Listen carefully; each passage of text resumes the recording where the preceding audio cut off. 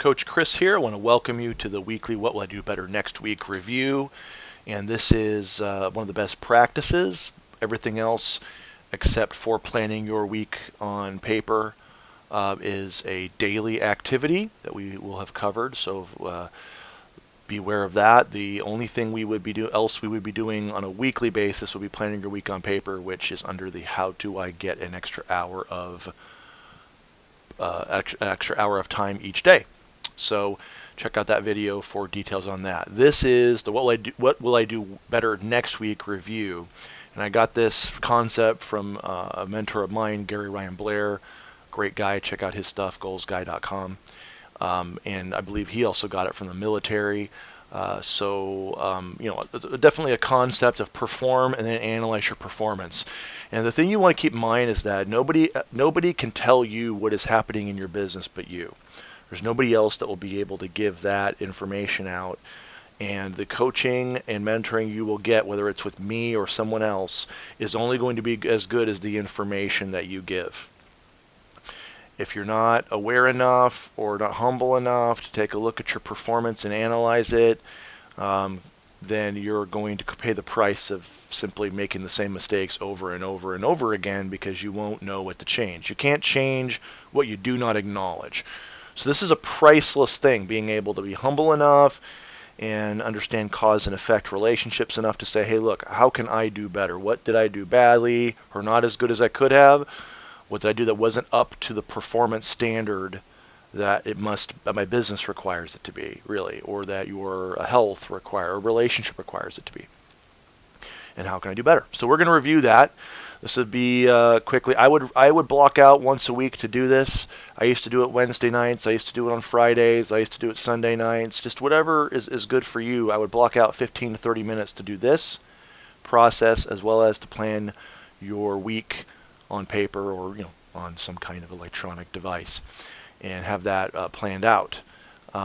This will be critical for you to get better and better and better, and will be a competitive advantage on everybody else that really doesn't have the stomach to be able to look at what they could do better and admit any ownership. It's not natural for people to do that. So I really honor you for being willing to go through, be coached, be willing to go, hey, look, what could I do better without judgment? Now, this isn't a judgment exercise, okay? This is a factual analysis. This isn't about, well, I did this, didn't do this right, so I'm not going to make it, I'm a loser, I'm a failure. None of that. That's inappropriate, okay?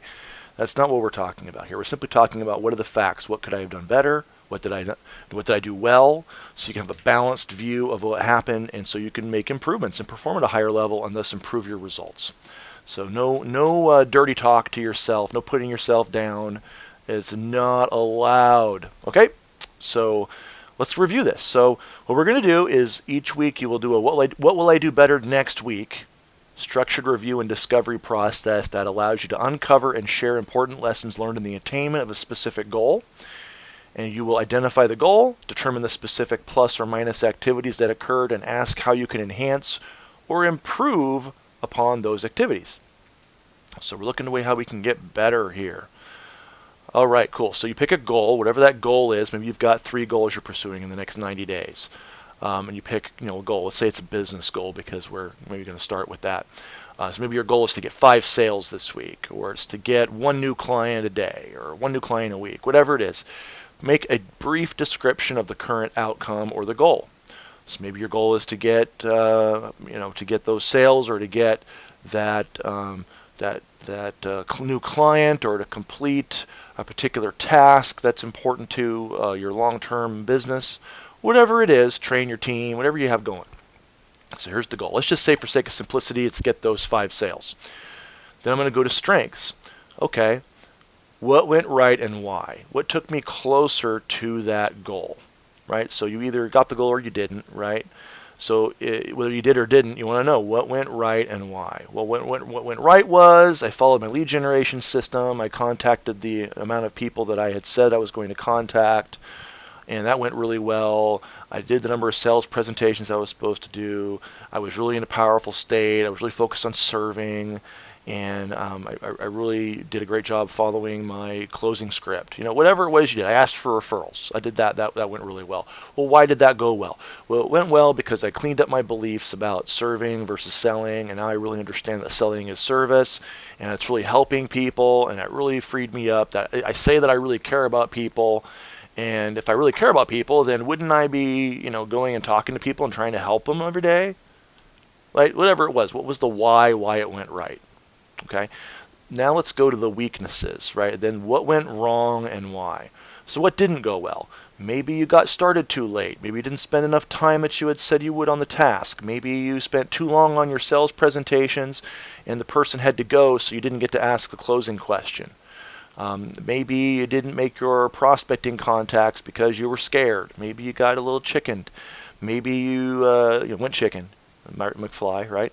Or maybe you wanted to ask out that attractive person and you saw there were a bunch of their friends were around. You kind of chickened out, didn't want to get laughed at or something, right? So we often have something we didn't do quite as good as we could have, and what was the thing that led to us not doing that well? Have clarity on that so we can transform it, and be aware of what went right, what did not go right, so you can make the adjustment, right? And then we go to future activity. What am I committed to doing differently next time or next week, right? So next week, I am going to set a timer so that at the 15-minute mark, I know I have 15 minutes left to ask the closing questions and handle any objections on the sales presentation. Fantastic.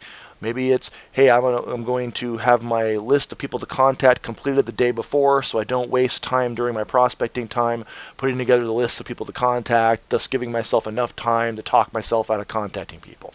Whatever it is for you, maybe it's punctuality.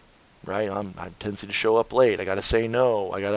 Maybe you're working from home and your family is having a hard time adapting to you working from home, and you may have to lock the door and say, hey, I'm not here right now. Pretend I'm not here. Pretend I'm at the office. Whatever it is for you. Get clear on what that is. Set up a structure to support the change with your coach. If that coach is me, we'll talk about it. If that coach is somebody else, set up that structure. Communicate with them about, hey, how are we going to set up a structure to support doing that differently next time? What are we going to do? I do this with my coaches. Excuse me. It goes a long way. So the quote here is by Gary Ryan Blair. Those who do not learn how to create history are condemned to repeat history. So once again, I honor you and I urge you to do this process, even though it's not always pleasant, because that's how we get better. We get better by making mistakes. We get better by having to make adjustments because we've recognized we must adjust in our performance. This helps us to make those adjustments, small adjustments. And then everyone will wonder, well, how come you're so good at such and such? Well, I'm so good at it because I review my performance and I make the adjustments. So a little self-analysis goes a long, long way. So use this in all areas of your life and in your goals, and I look forward to seeing you achieve better success, because I assure you it will help you.